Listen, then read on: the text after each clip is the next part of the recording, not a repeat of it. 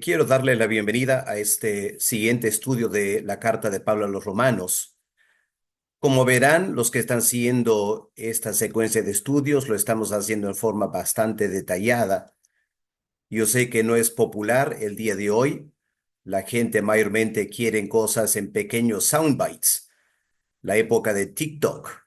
Todo tiene que ser en medio minuto, 2 minutos. Pero si realmente queremos saborear la palabra de Dios en algo de su profundidad, entonces no podemos hacer un estudio de 10 o 15 minutos. Y en esta serie, lo que yo pretendo hacer es tomar el tiempo necesario para no solo leer y estudiar, sino saborear el texto bíblico, para que de esa manera podamos penetrar el pensamiento del Espíritu Santo, la manera que inspiró al apóstol Pablo. Así que espero que me entiendan y espero que tengan la paciencia para continuar escuchando esta serie de estudios. Vamos a compartir ahora la pantalla con ustedes. El tema que nos toca estudiar el día de hoy, el pasaje es Romanos 1, versículos 24 al versículo 25. Les animo a que tengan sus Biblias abiertas, que no solo escuchen, sino que estén siguiendo con la Biblia el estudio, porque de esa manera van a sacar mayor provecho. Aquí tenemos el texto, los dos versículos. Versículo 24. Por lo cual también Dios los entregó a la inmundicia en las concupiscencias de sus corazones, de modo que deshonraron entre sí sus propios cuerpos. Y el versículo 25, en una versión diferente, en lugar de la verdad de Dios, han buscado la mentira, han honrado y adorado las cosas creadas por Dios, y no a Dios mismo, que las creó y que merece alabanza por siempre. Este pasaje nos introduce a una muy triste verdad, como lo expresa el comentarista Mull. Hay una secuencia oscura, una línea de pensamiento o de acciones, una secuencia oscura entre tener pensamientos indignos de Dios y el desarrollo de las formas más bajas del comportamiento humano. Si nos preguntamos el día de hoy por qué el ser humano se porta tan mal, la respuesta bíblica es porque tiene un mal concepto de Dios. Esos pensamientos indignos de Dios los llevan en una forma inexorable a desarrollar malos comportamientos. Si miramos el Salmo 24, el salmista afirma: dice el necio en su corazón, no hay Dios. Ahí está el pensamiento indigno. Está afirmando Dios no existe. Y aquí vienen ahora las formas más bajas de comportamiento. Dice el salmista, se han corrompido, hacen obras abominables. Ahora yo sé que personas dirían, pero pastor, espera un momento. ¿Acaso no hay ateos que se portan bien? No lo negamos. Pero consideremos lo siguiente. Un ateo, es decir, una persona que tiene un pensamiento indigno de Dios porque niega la existencia de Dios, puede ser una persona bastante moral, pero si es una persona moral, y esto es lo importante, no se debe a su credo. No es el ateísmo que lo lleva a comportarse bien, sino la gracia común de Dios. En cambio, si una sociedad adopta el credo del ateísmo, el resultado será catastrófico para la ética y la moral general de esa población. Vamos con la primera frase del versículo 24 en el texto en griego. Dice, dio paredoken autos ho theos, por lo cual también Dios los entregó. El verbo entregar, paredoken, los entregó autos. ¿Quién los entregó? Jotheos, el Dios los entregó. ¿Y por qué los entregó? Dio, esa pequeña palabra dio, por lo tanto. Aquí, hermanos, tenemos la primera manifestación de la ira de Dios contra la impiedad de los seres humanos. Recordemos lo que Pablo escribió en versículo 18. Porque la ira de Dios se revela desde el cielo contra toda impiedad e injusticia de los seres humanos, que detienen con injusticia la verdad. Ahí está lo que el ser humano hace. Detiene la verdad de Dios. La reacción de Dios es justicia. Pero aquí en versículo 24 notamos algo extraño. Dios manifiesta su ira no solo permitiéndolos pecar más y más, sino en cierto sentido ordenándolo hasta que la raza humana se hunde en la lascivia. Es la frase, los entregó a la inmundicia. Ahora, esta pequeña confusión, dio, significa por lo cual. ¿Cuál es la importancia de esa pequeña palabra? Bueno, básicamente indica la reacción de Dios en el versículo 24. Indica que es una reacción enteramente justificada por la acción humana descrito en los versículos anteriores, versículos 21 al 23. Es porque habiendo conocido a Dios, no lo glorifican como Dios, no le dieron gracias, se envanecen en sus razonamientos y cambian la gloria de Dios en los ídolos. Dio, por lo cual, Dios ahora ¿qué hace? Dios los entrega al pecado. Por lo cual, es una reacción enteramente justificada dada el comportamiento humano. Pero la Reina Valera añade la palabra también, por lo cual también Dios los entregó, que traduce una conjunción en griego kai, que si bien es cierto no está en el texto de Nestle Allen que estamos usando nosotros, pero sí está en el texto recibido que la Reina Valera usa para la traducción. Esta segunda conjunción kai, ¿qué significa? Bueno, indica que la reacción de Dios no solo es justificada, sino que es enteramente apropiada. El ser humano hace algo y Dios también hace algo. Es enteramente apropiado.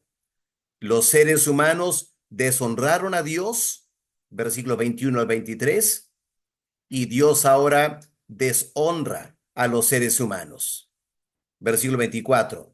Los entregó a la inmundicia de sus corazones, de modo que deshonraron entre sí sus propios cuerpos. Y el versículo 25 lo confirma.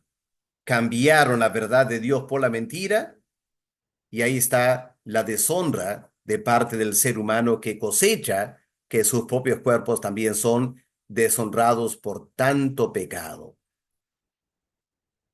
Ahora, hay que reconocer aquí que la teología liberal del siglo XIX y XX, como el cristianismo progresista del siglo XXI, rechazan por completo el concepto bíblico de la ira de Dios.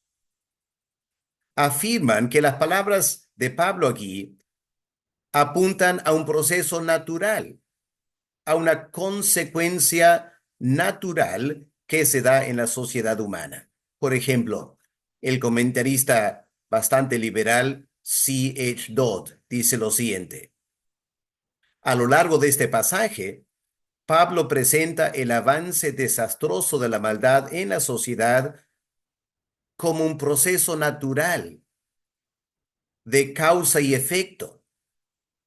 Dice Dodd, no tiene nada que ver con un acto judicial de Dios. ¿Ya? Él rechaza este concepto, que es Dios quien está entregando la raza humana a esta pecaminosidad. No, dice Dodd, es simplemente causa y efecto, es un proceso natural. Y por lo mucho, lo único que Dios hace es, Él simplemente se lava las manos y rehúsa interferir. Y el libre albedrío humano lo lleva a estas consecuencias. Esa es la actitud de los liberales. Pero aquí tenemos que reconocer que este concepto de la ira de Dios que entrega al ser humano al pecado es un concepto que viene del Antiguo Testamento. Por ejemplo, Salmo 81, versículo 12, leemos, los dejé, por tanto, a la dureza de su corazón y caminaron en sus propios consejos. Aquí el salmista está hablando como portavoz de Dios, hablando de lo que Dios hizo. Los dejé a la dureza de su corazón, traduce la Reina Valera. Pero el verbo en hebreo significa los envié. Señala una acción específica de parte de Dios. Y es interesante que la Biblia de las Américas, traduce los entregué a la dureza de su corazón. Quizás Pablo tenía en mente este salmo cuando escribió Romanos capítulo 1. Ahora, en la Reina Valera del Salmo 81, versículo 12, habla de la dureza de su corazón. Pero en el texto original en hebreo, la palabra significa algo torcido. Y si miramos Jeremías 9, versículo 14, ahí se traduce imaginaciones. Se sobreentiende torcidas de su corazón. Así que lo que el salmista está diciendo es que por este pecado del pueblo de Israel, Dios los entregó a sus imaginaciones torcidas de su corazón, que obviamente resulta en cada vez más pecado. O pensemos en la prédica de Esteban en Hechos capítulo 7. Él hablando a los judíos dice, Dios se apartó de ellos, hablando de la reacción de Dios ante el pecado de Israel, Dios se apartó de ellos y los entregó a que rindiesen culto al ejército del cielo. Ahora, si miramos esa cita en Hechos capítulo 7, Esteban viene hablando del becerro de oro, Hechos 7:41. Y lo que Esteban afirma es que, dado a que el pueblo de Israel escogió adorar a los ídolos, lo que Pablo está hablando aquí en Romanos capítulo 1, Esteban dice, Dios los entregó a la idolatría. Y si miramos el libro de Amós, capítulo 5, vamos a ver cómo Amós confirma eso, que Dios entrega a su pueblo a la idolatría precisamente por la idolatría que dio inicio a todo este proceso. Ahora, el verbo entregó en Romanos. Pablo usa el auristo indicativo del verbo para didomi. Este verbo, cuando miramos el uso del verbo en el Nuevo Testamento, notaremos que frecuentemente se refiere a entregar a un poder o entregar a una autoridad. Por ejemplo, se usa para la acción de Judas Iscariote, cuando entregó al Señor a las autoridades judías. Y también a Dios el Padre, entregando a Cristo a la muerte en la cruz, al poder de la muerte para llevar nuestros pecados. Dios lo entregó. Así que cuando Pablo afirma que Dios los entregó, da a entender algo más que simplemente Dios permitió que la raza humana se corrompiera. Es un verbo de acción. Pablo está describiendo un acto de la justicia divina. Por cierto, un acto justo y apropiado. Los seres humanos deshonraron a Dios y él a su vez obró en tal manera que los seres humanos deshonraron entre sí sus cuerpos por su propia pecaminosidad. Ahora, esta acción de entregar a los seres humanos a una mayor perversidad de lo que antes estaban cometiendo, claramente no significa y no debemos interpretarlo como si Dios sea el autor del pecado, porque Dios no incentiva el pecado. Lo que tenemos aquí es simplemente Dios activamente, en forma judicial, limita la gracia común. Él ordena un freno a la gracia común. Es una decisión de Dios. Y cuando Dios ordena que su gracia se refrene, ¿cómo reacciona Satanás? ¿Cómo reacciona el mundo y la carne? Bueno, se aprovechan de esta decisión judicial de Dios para generar toda clase de comportamiento pecaminoso.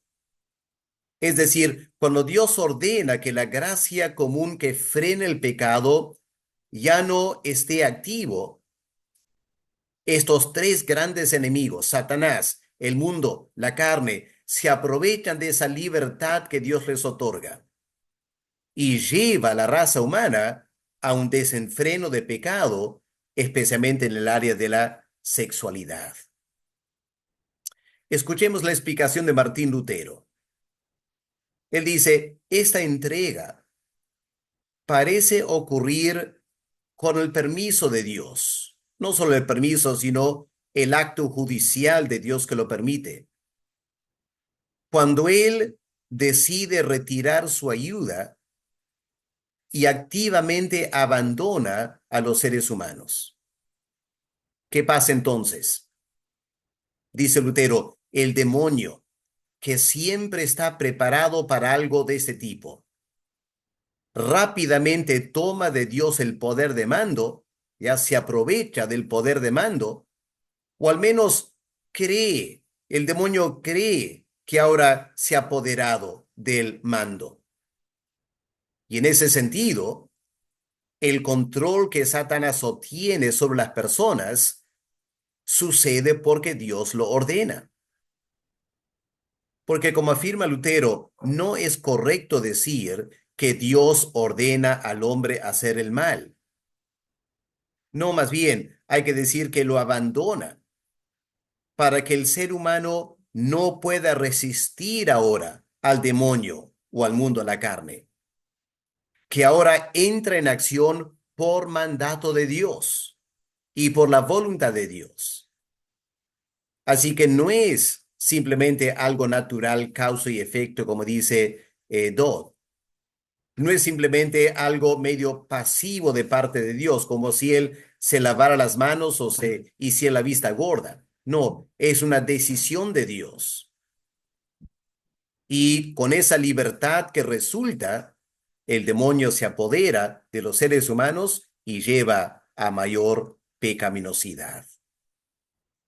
Si miramos el capítulo 13 del libro de Oseas, vamos a encontrar este proceso ilustrado. A pesar de toda la bondad de Dios que el profeta menciona y todas las manifestaciones de Dios a Israel, los hijos de Israel, al igual que Pablo menciona en Romanos 1, no lo glorificaron como Dios, ni le dieron gracias, sino que se entregaron a la idolatría y por lo tanto cosecharon el juicio de Dios. Por eso Oseas concluye, tu destrucción, oh Israel, es obra de tu rebelión contra mí, que soy tu ayuda. Yo quise ayudarte, Tú fuiste ingrato y ahora te entrego a la idolatría que va a resultar en la destrucción del pueblo de Israel por su propia pecaminosidad. Ahora, aquí tenemos que enfatizar algo importante. Esta entrega por parte de Dios no es una entrega absoluta. Es decir, no es la palabra final de Dios. ¿Por qué no?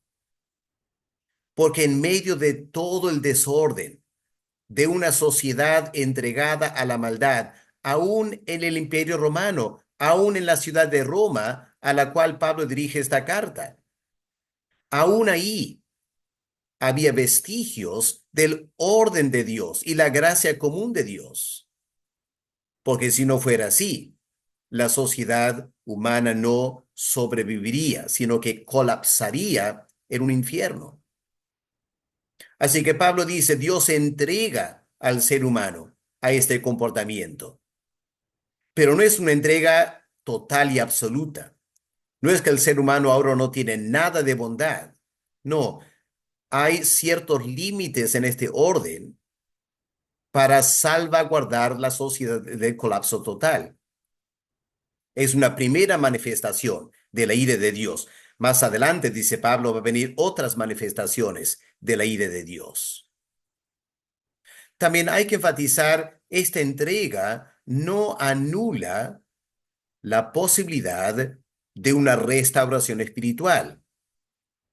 No es que Dios los entrega y ahora Dios jamás va a escucharles si se arrepienten. Más bien, al revés. El anhelo de Dios es que el fruto amargo de esta entrega, la entrega a la inmundicia que genera tanta corrupción, lo que Dios anhela es que el ser humano quisiera tener una vida diferente, como observa el comentarista francés Godet.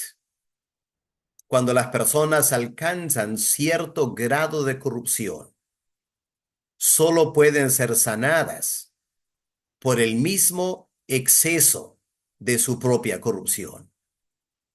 Permíteme repetirlo. Cuando las personas alcanzan cierto grado avanzado de corrupción, ¿cómo se les puede sanar? Solo permitiendo el exceso de esa corrupción. Por ejemplo, el profeta Isaías entendió esta estrategia divina cuando afirma en capítulo 19, versículo 22, herirá Jehová a Egipto, herirá y sanará.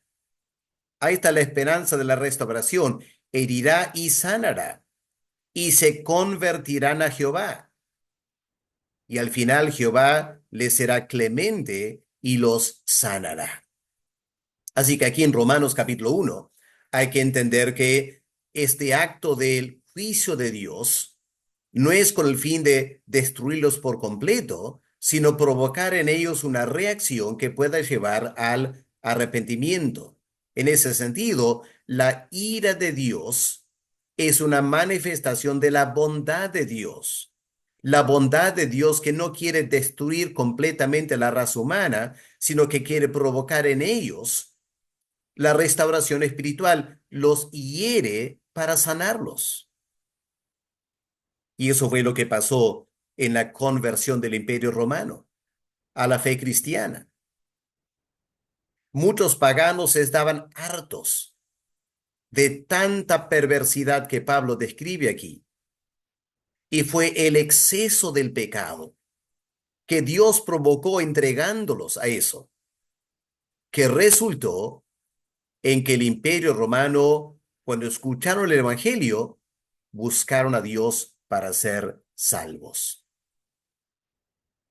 Ahora, Juan Calvino lo pone de la siguiente manera al comentar sobre Oseas 12, versículo 4. Escuchemos lo que dice Juan Calvino. Dios pelea con nosotros. Aquí está la ira de Dios. Él pelea con nosotros. Pero dice Calvino, pelea con su mano izquierda. y nos defiende con su mano derecha. Ahora, la izquierda, por lo general, es la más débil y la derecha es la más fuerte. Así que Dios pelea con nosotros con la izquierda. Dice Calvino, nos asalta de una manera débil con la mano izquierda, por así decirlo. Y al mismo tiempo extiende su mano derecha para defendernos. Muestra en este último caso su mayor poder para que podamos salir victoriosos en la lucha. Y este modo de hablar, aunque a primera vista parece duro, sin embargo expone maravillosamente la gracia y la bondad de Dios. El juicio de Dios es lo que el profeta llama la obra extraña de Dios. Su gracia, la restauración y la salvación es la obra predilecta de Dios. Así que Dios hiere con la izquierda débilmente para sanar poderosamente con la derecha, siempre en cuando el ser humano responda correctamente al juicio de Dios. Ahora vemos esto ilustrado, por ejemplo, el caso de Jacob. Entre comillas, con su izquierda, tomando la frase de Juan Calvino, con la izquierda de Dios, él tocó su cadera. Y Job sale cojeando del encuentro con el Señor en la lucha en el lugar llamado Peniel. Pero luego la gracia de Dios, esta obra poderosa de Dios, obró en Jacob, en tal manera que lo lleva al final a la fe en Dios. Lo vemos también en la vida de Job. Dios con su mano izquierda permite que Job sea tocado, pero con la derecha restaura a Job al final y termina mucho mejor de lo que empezó. De oídas te había oído, dice Job, y ahora mis ojos te ven y me arrepiento en polvo y ceniza. Pasó algo similar con José, cuando fue vendido como esclavo. Ese joven de 17 años, en cierto sentido lleno de orgullo, vanagloria, su padre le dio esa túnica y Dios le dio ciertas visiones y José se llenó de orgullo. ¿Y qué permitió Dios? ¿Qué ordenó? Que los hermanos lo llevaran, lo vendieran como esclavo a Egipto. Pero luego Dios con su mano derecha restaura a José, lo saca de la cárcel y lo coloca como primer ministro de Egipto. Aquí está lo que Pablo llama la severidad y la bondad de Dios. Hiere para sanar.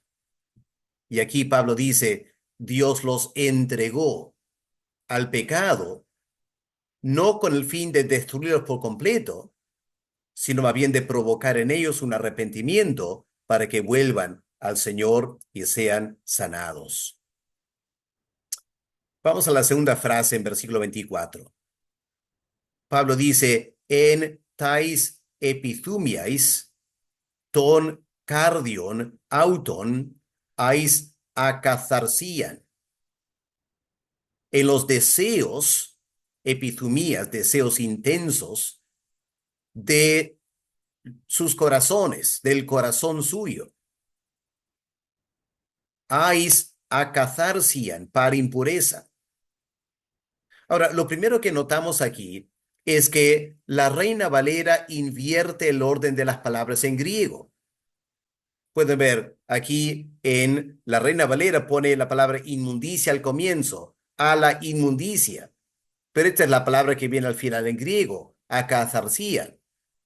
Y luego en las concupiscencias es la primera parte del versículo. Así que los traductores invierten las palabras para que sea un poquito más claro quizás para escuchar o para leer, pero es importante notar el orden de las palabras en griego. Lo que Pablo escribió fue, Dios los entregó en los malos deseos de su corazón para inmundicia. Ahora, estas palabras describen aquellas personas cuyo comportamiento está determinado por un solo criterio. ¿Cuál es? Lo que sus corazones entenebrecidos desean hacer. Dios los entrega a esos deseos de sus corazones. Ahora aquí tenemos que tomar un momento para notar las dos preposiciones que Pablo usa aquí. Una preposición en, aquí, y la preposición ais. Si volvemos al texto en griego, aquí está la preposición en tais epithumías, y aquí está la preposición ais acatharsian. ¿Cuál es la diferencia y el significado entre estas dos preposiciones? Bueno, aquí tenemos un gráfico a la derecha muy interesante porque presenta varios preposiciones en griego y lo que cada uno significa. Es muy importante estudiando el texto en griego notar las preposiciones y lo que significan. En este caso, la preposición en, lo tenemos aquí en el centro del círculo, en griego puede ser instrumental o locativo, según el contexto. En este caso, el contexto indica que el sentido de esta preposición es locativo, no tanto de un lugar material o geográfico, sino de una condición moral. La condición, si miramos atrás, la condición de estos deseos. Los entregó en esta condición, en los deseos. La concupiscencia, traduce la Reina Valera. Es decir, Dios entregó a los idólatras a la condición de vida que ellos mismos escogieron. Esa región tenebrosa del egoísmo y la autosatisfacción. Porque cuando hicieron esos ídolos, estaban haciendo lo que sus corazones malvados querían hacer. Habiendo conocido al Dios verdadero, habiendo experimentado la bondad de Dios en sus vidas, ¿qué decidieron hacer? Decidieron seguir su malvado corazón y hacer ídolos. ¿Y Dios ahora qué hace? Los entrega en esa condición. El aspecto locativo de esos malos deseos. Ahora bien, la preposición ais. Esta preposición señala propósito, el propósito de la entrega divina. Dios los entrega en las inmundicias de sus corazones para, eh, para el pecado mayor de todas sus, la inmundicia. Dios los entrega en la concupiscencia de sus corazones para esta condición de inmundicia o impureza. Esta preposición ais, que la tenemos aquí en el gráfico, pueden ver esta flecha que lleva hacia adentro, ¿ok? Ais hacia y hacia adentro, indica el destino a que Dios los está entregando. Les hace llegar a este destino de la inmundicia. ¿Y cómo lo hace? Entregándolos a la corriente de sus malos deseos. Aquí tenemos que captar la imagen verbal que Pablo está dibujando para nosotros. Godet quizás nos ayuda. Escuchemos lo que dice Godet. Él observa que la diferencia entre la preposición en y la preposición ais en las concupiscencias para inmundicia es la diferencia entre la corriente de agua, esta es la condición, las concupiscencias de sus corazones, esa corriente de agua que arrastra una embarcación a la que es entregada. Eso es en. Dios los entrega en esa corriente, en las inmundicias de su corazón. Y esa corriente de inmundicia los lleva al abismo, ais acatharsian, hacia la inmundicia, el abismo en el cual van a caer muy pronto, la embarcación va a caer. muy pronto. Así que en resumidas palabras, la barca de la vida de estas personas es lanzada en esta corriente de concupiscencias o malos deseos, para que en esa condición de viviendo esos malos deseos sean llevados al final a este destino de la inmundicia, la corrupción, con el peligro de la destrucción, a no ser que sean rescatados de esa corriente de agua que lo está llevando a ese destino. Ahora, obviamente, hay una relación estrecha entre la corriente, estas concupiscencias, y el destino, la inmundicia. Repito, la corriente a la cual Dios en su ira los entrega es las concupiscencias de sus corazones. Eso lo está arrastrando. El destino a la cual van a llegar es la inmundicia. Así que, para que quede claro, son las concupiscencias y los malos deseos que los llevan a este destino, la condición de la inmundicia. Ahora, la palabra para concupiscencias es epithumia, que significa deseos intensos. Thumos, deseos. Epi, una preposición aquí enfática, intensos deseos. Ahora aquí Pablo dice, estas epithumias son del corazón, no de la carne. Hay pasajes ahí que pueden notar donde Pablo habla de los deseos de la carne, pero aquí Pablo habla de los deseos del corazón, aunque habría que notar que se trata de corazones entenebrecidos, como leemos en versículo 21, ¿ya? Su necio corazón fue entenebrecido. Así que son los malos deseos de este corazón entenebrecido que al final resulta ser bastante sinónimo de la palabra carne.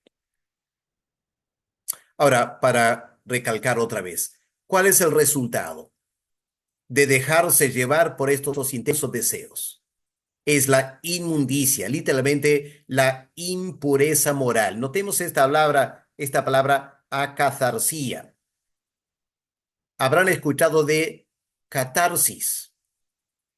Catarsis en español, hacer limpieza, viene de esta palabra en griego catharsis, limpieza. La pequeña letra A en griego es privativa, algo sin limpieza, es decir, algo impuro, una impureza moral. Ahora, si ustedes chequean estos versículos, van a notar que esta palabra en el Nuevo Testamento, la carta de Pablo, mayormente se refiere a la inmoralidad sexual. Inmundicia equivale inmoralidad sexual en el pensamiento de Pablo. Les invito a reflexionar. Un estudio de la idolatría a nivel mundial confirma que los cultos idolátricos generan la inmoralidad sexual y toda clase de mal comportamiento sexual. Va de la mano esas dos cosas, idolatría y un mal comportamiento sexual. Por eso el obispo Lightfoot acierta cuando él dice, una sociedad que desarrolla un culto fetichista con ídolos, pronto tendrá una moralidad, un comportamiento fetichista. Y es lo que vemos hoy en día, ¿no es cierto? La sociedad se ha entregado a la idolatría del materialismo, ha hecho del dinero su gran ídolo. ¿Y cuál es el resultado? Han convertido también el sexo en un fetiche, en un objeto. Y esto es un resumen de la sociedad en la cual estamos viviendo, lamentablemente. Ahora, cuando el corazón humano está entenebrecido, ¿cuál es el resultado? experimenta fuertes deseos de toda clase que lo impulsan a comportarse contra su propio bien. Y el resultado es una falta de pureza moral. Pueden pensar en muchos ejemplos ustedes. Cuando el corazón humano ha sido entenebrecido, Satanás ha cegado la mente del corazón humano. El ser humano ahora es consciente de estos tremendos deseos, deseos de comer, tomar, cualquier deseo carnal. Y ahora, dominado por esos deseos carnales, se comporta para su mal, contra su propio bien. Y el resultado es una falta de pureza moral. Más adelante en esta carta, Pablo va a aludir a esto en forma universal, por lo cuanto todos pecaron y están destituidos de la gloria de Dios. Ahí está la falta de la pureza moral. Dios nos creó con gloria. Adán y Eva fueron puros cuando fueron creados, pero cuando se entregaron al pecado, perdieron la pureza moral. Quedamos todos destituidos, carentes de la gloria de Dios. Y si bien es cierto, como dice el salmista en Salmo 8, versículo 5, Dios coronó la raza humana de gloria y honra. Lo triste, dice Pablo, es que por nuestra falta de agradecimiento a Dios, nuestra desobediencia y rebeldía espiritual, la raza humana se ha cargado de deshonra y vileza moral. Ahora, ¿cuál es el resultado? En esta frase siguiente, Pablo describe el resultado de este comportamiento. Tu atimazestai ta somata auton en autois. El resultado es para deshonrar. ¿Deshonrar qué? Sus propios cuerpos, los cuerpos suyos, entre ellos. Este es el resultado de dejarse llevar por los malos deseos del corazón hacia la inmundicia, y el resultado de la inmundicia es deshonraron entre sí sus propios cuerpos. Notemos aquí el verbo atimazo, aquí deshonrar, en esta forma atimazestai. Viene del verbo simple atimazo, que significa tratar sin honra.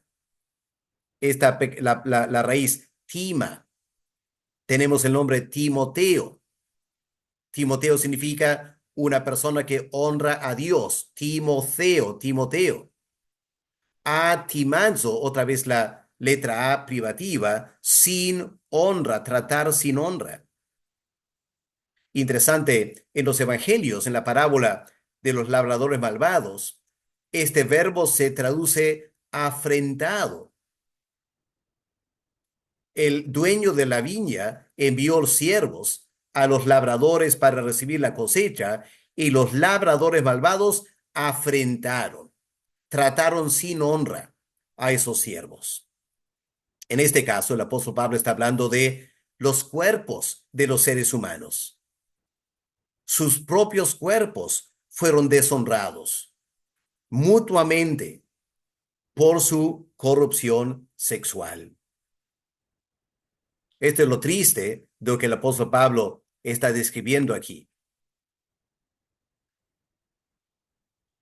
Así que tenemos que entender que el apóstol Pablo está describiendo la trayectoria del ser humano cuando se aparta de las cosas de Dios. Se deja llevar por esta corriente y al final termina alejándose de Dios y termina experimentando esta tremenda corrupción moral en su ser. Vamos a detener aquí la grabación un momento por un asunto técnico y enseguida continuamos con la clase.